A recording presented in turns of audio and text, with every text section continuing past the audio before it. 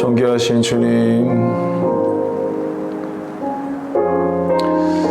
연약하고 비천한 저희들을 부르셔서 하나님의 종으로 삼으시고 또 친히 언약하시고 비전을 주시고 약속을 주셔서 우리 인도하심을 참으로 감사합니다.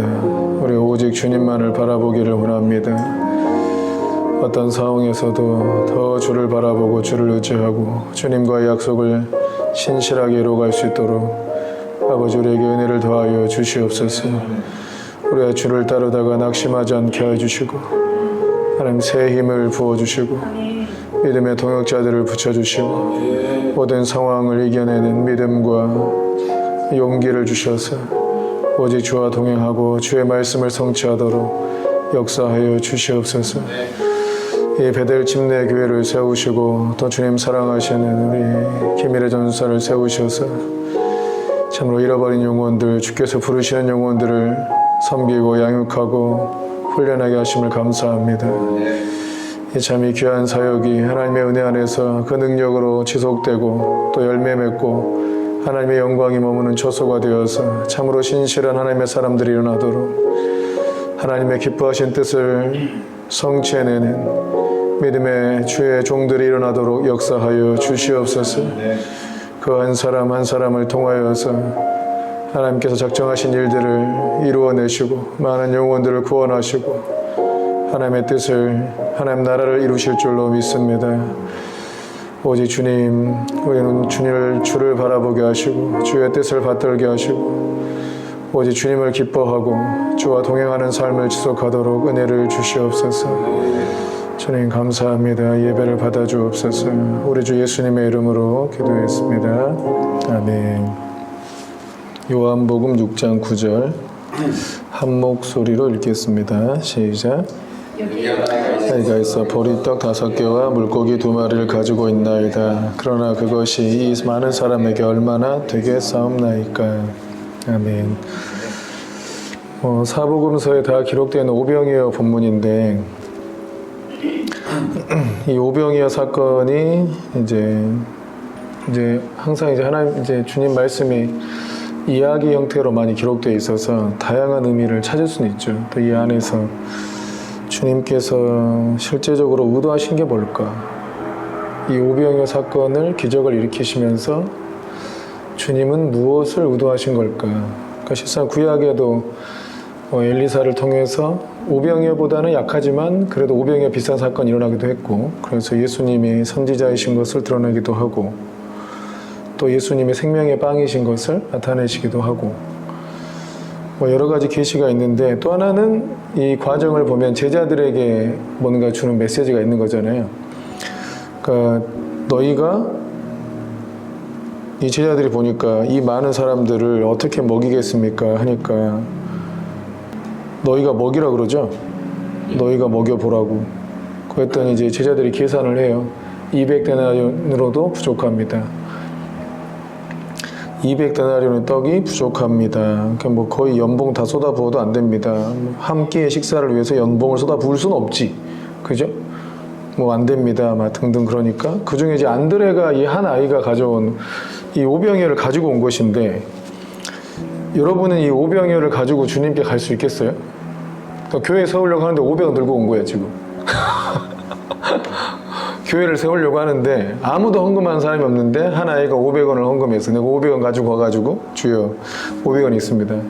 근데 이걸로 뭐 하겠습니까? 이렇게 했어요. 그러니까 이게 말이 이뻐서 이 많은 사람에게 얼마나 되겠사옵나이까 하면서 이렇게 말한 거지만 실상 이걸로 뭐 하겠습니까? 우리한테 가진 것은 500여밖에 없습니다. 이렇게 얘기한 거잖아요. 근데 이런 상황에서 예수님께서 제자들에게 시험을 한 거죠. 너희가 먹여봐. 너희가 어떻게 할 거야? 이렇게 물어보니까 제자들은 다른 제자들이 뭘 못했는데 아무튼 안드레가 이걸 갖고 왔어요. 갖고 와가지고 예수님께서 별 말씀 안 하시고 다 먹여버리셨어요. 그러니까 제자들은 일단 예수님께서 어떤 숙제를 주셨죠.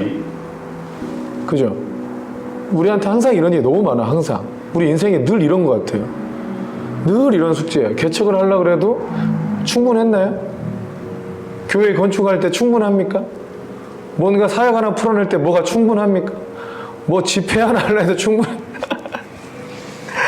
주의일 뿐만 아니라 어떤 사업을 하든 뭘 하든 오히려 자원이 충분하면 망하는 경우가 많더라고. 자원이 충분하면 오히려 망하는 경우가 많아. 그 자원을 믿어서 그런 것 같아. 그러니까 원래 이제 그 운동선수도 그렇고 어떤 사업하는 사람도 그렇고 그 다 헝그리 정신이 중요한 거 아니에요? 헝그리 정신. 뭐가 없이 시작하고 거기서 하나하나 일으켜야 그 정신력도 좋아지고 기술력도 좋아지고 하면서 이렇게 되는 건데, 대기업에서 무슨 사업을 일구겠다고 재정을 왕창 쏟아가지고 일으킨 사업은 다 망했어. 2, 3년 만에. 그러니까 뭔가 헝그리 정신으로 되는 게 맞는 것 같아요. 어떤 원리를 보면.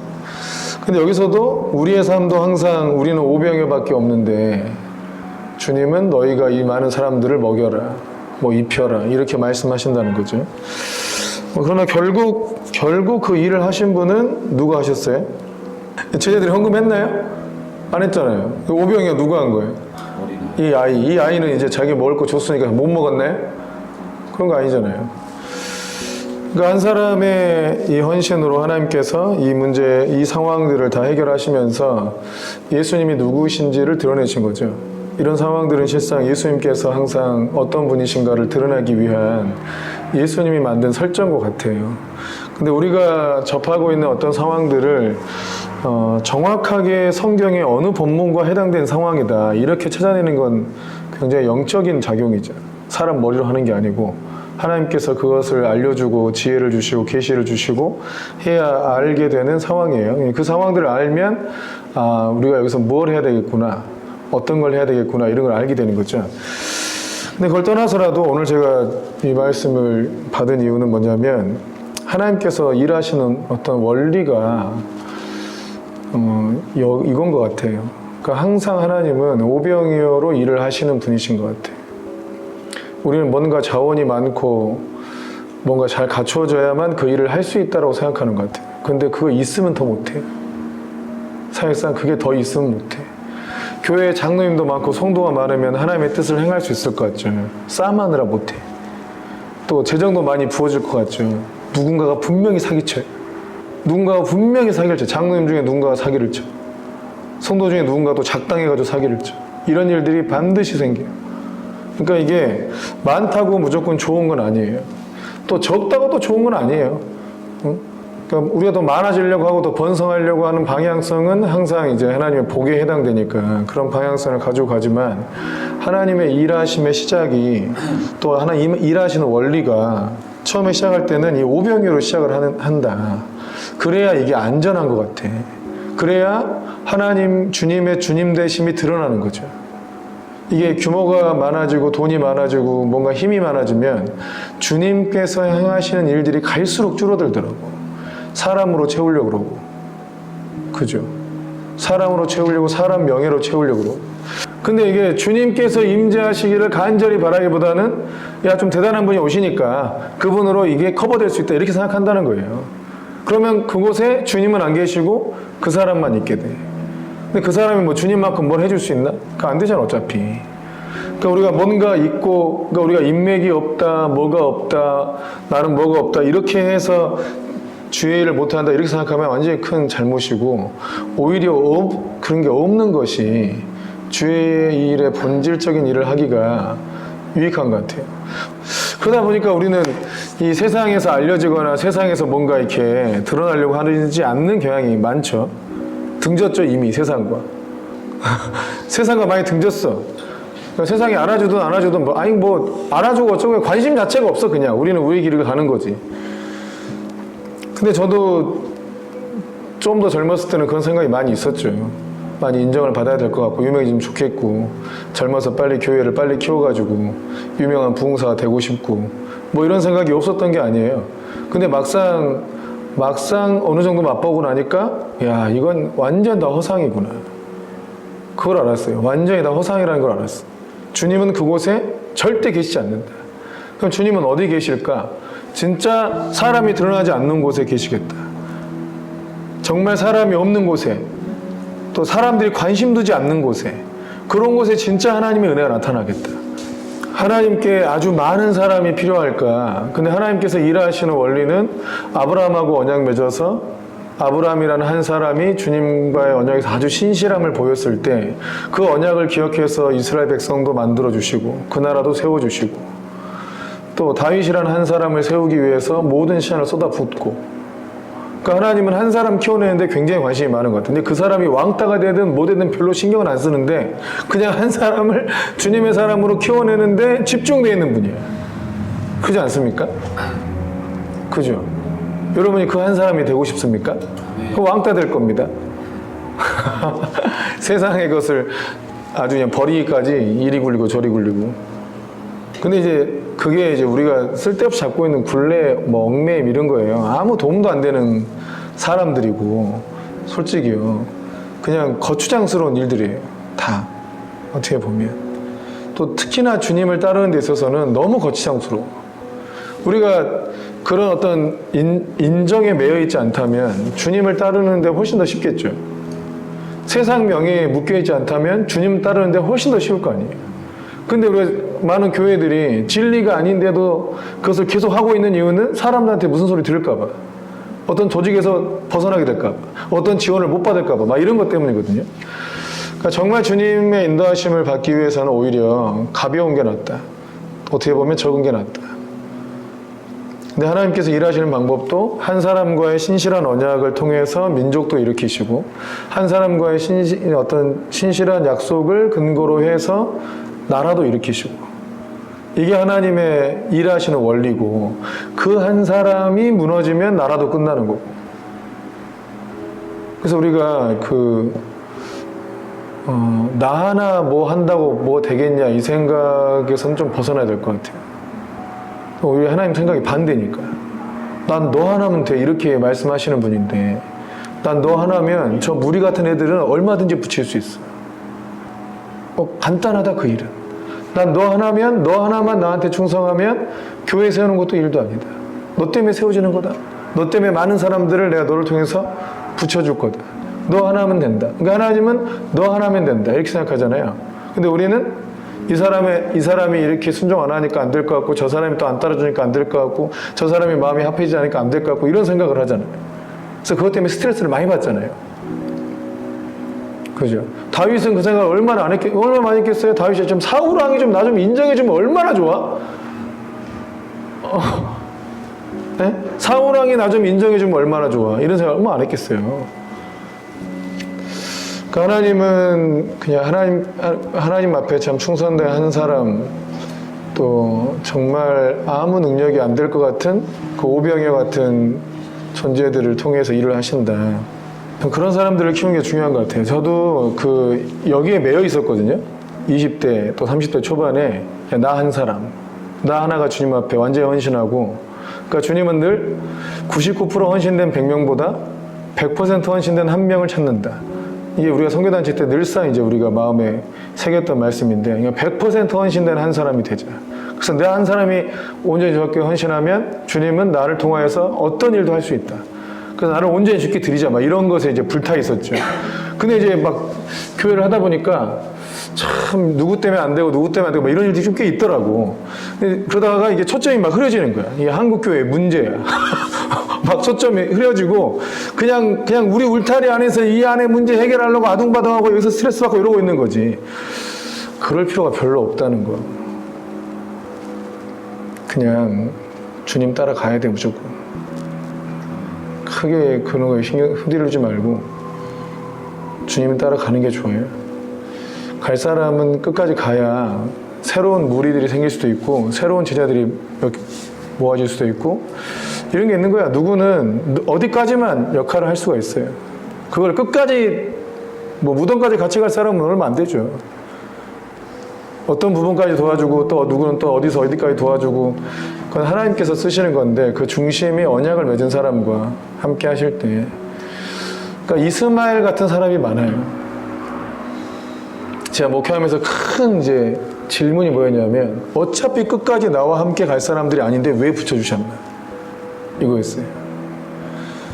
하나님께서 붙여주셔가지고 온갖 에너지를 다 쏟아붓고 있는 능력 없는 능력 끌어가지고 어떻게 영혼 살리고 다 해놨는데 중간에 뭐 잠깐 뭐 딱 틀어져가지고 나가. 그럼 이런 목회 왜 해야 되지? 이런 생각이 굉장히 많았어요. 굉장히 그것 때문에 실망도 많이 하고, 대부분 목사자들이 그것 때문에 그것에 대한 원인을 알지 못해서 낙심하고 사람한테 실망하고 목회에 대해서 낙심해가지고 접어버려 이거를. 그래서 의욕을 잃어버린다고. 사람한테 헌신해봐야 무슨 소용이 있어, 이런 생각이 드니까. 저는 답을 찾은 게 뭐였냐면 두 가지였어. 두 가지. 첫째는 너무 슬픈 사랑은 사랑이 아니다. 나도 그 사람한테 뭔가 바랬구나. 그럼 내가 온전히 그들을 사랑한 건 아니구나 라고 생각했어요. 그러니까 내가 그들한테 원망하는 마음을 갖고 있다면 내가 그들을 온전히 사랑한 건 아니다. 그러니까 내가 억울했던 거는 나는 온전히 다 사랑했는데 그들은 나를 온전히 사랑하지 않았다고 생각하니까 그것 때문에 억울했는데, 내가 마음이 안 좋은 것은 내가 그들을 온전히 사랑하지 않았구나. 나를 배신할 수도 있지. 나를 오해할 수도 있지. 그럼 내가 그들을 그래도 축복할 수 있잖아요. 주님은 원수도 사랑하라 했는데 그래도 나는 그들을 축복할 수 있고 그들에게 잘 되도록 기도해 줄 수 있고 할 수 있다 이거예요.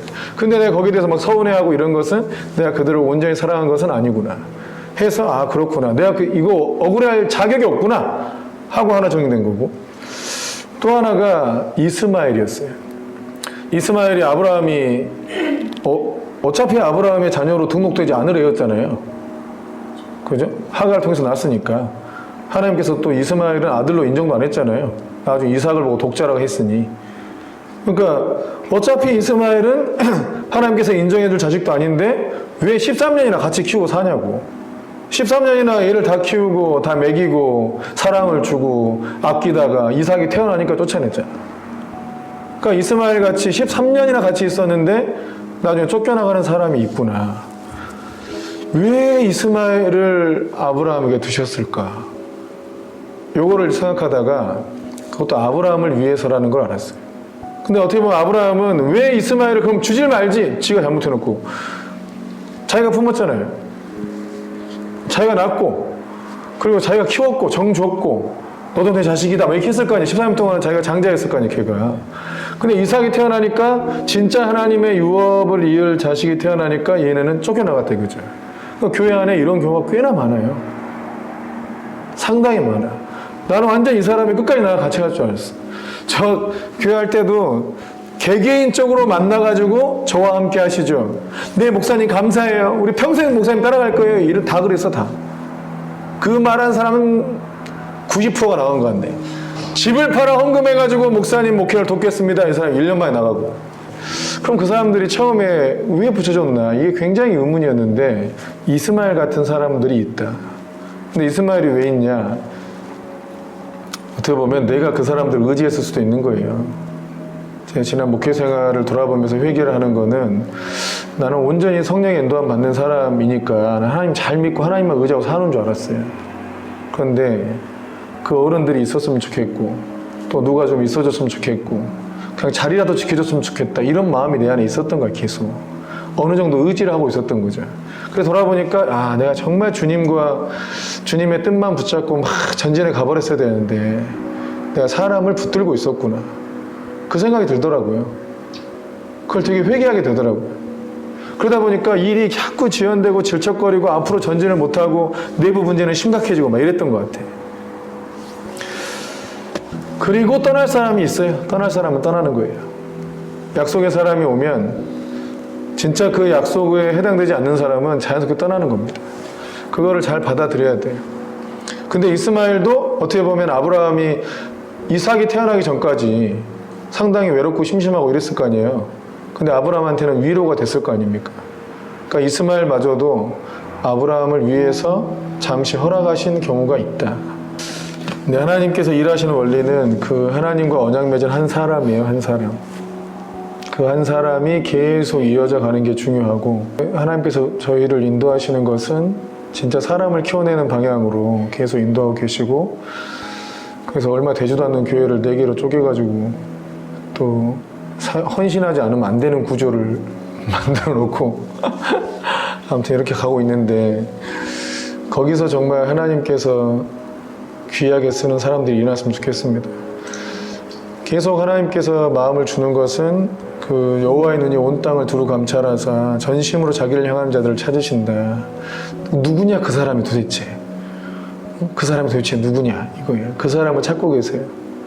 근데 그 사람들을 이 나오게 하기 위해서라도 어떤 환경적인 배경이 필요해요. 그러니까 난세가 영웅을 만든다고 뭔가 좀 이렇게 믿음으로 돌파해야 될 환경이 나타나야 그들도 전심으로 하나님을 의지하는 어떤 사람들이 일어나지.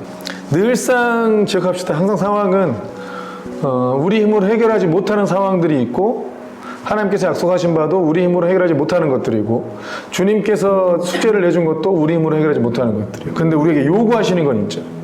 믿음은 요구하시죠. 그리고 오병이어도 요구하시고 그리고 하나님은 그 오병이어를 통해서 우리의 작은 순종을 통해서 많은 일들을 이뤄내시는 주님이시다. 근데 모든 원리가 항상 그렇다는 걸 기억해야 돼요. 그러니까 저도 그런 생각하거든요. 재정이 많이 부어져가지고 아주 넉넉하게 막 잘 쓰면서 일을 빨리빨리 풀어내는 때가 속히 오기를 간절히 바라고 기도하고 있어요. 근데 우리에게 요구하시는 것은 항상 믿음이다. 믿음. 전심으로 주 앞에 나가는 것이다. 그리고 그걸 요구하시는 건데 그 사람을 통해서 역사하는 거야. 또 그게 하나 나오면 그 사람 통해서 역사하셔. 솔직히 이 장면에서 이 아이가 오병이어 드릴 거라고 예상이나 했을까? 그럼 누가 뭐라도 가져와서 해결하기를 바랬을까? 물론 제자들한테 해결하라 했으니까 제자들이 어떻게 하기를 바랬을까요? 우리 생각은 재정이 좀 많은 사람이 한번 쏴주면 되잖아요. 그런 일은 절대 안 나타나요. 그런 일은 절대 안 나타나요. 너무 작은 한 아이의 그냥 점심 도시락만한 것을 하나 받으셔가지고 그걸로 역사하시는 분이시다. 한 사람의 신실함이 정말 하나님 나라를 일으킬 수 있다. 그런 차원에서 우리가 나 하나쯤이야 이렇게 생각하지 말고 나 하나가 제대로 세워지면 주님이 나를 통해서 어떤 일도 할 수 있을 것이다. 이렇게 믿는 것이 오히려 생명적인 것 같습니다. 아무 걱정할 필요 없는 거예요, 진짜. 아무것도 걱정할 필요가 없는 거예요. 우리 주님께서 주를 믿고 따르는 자들을 통해서 하나님 일을 행하실 줄로 믿습니다.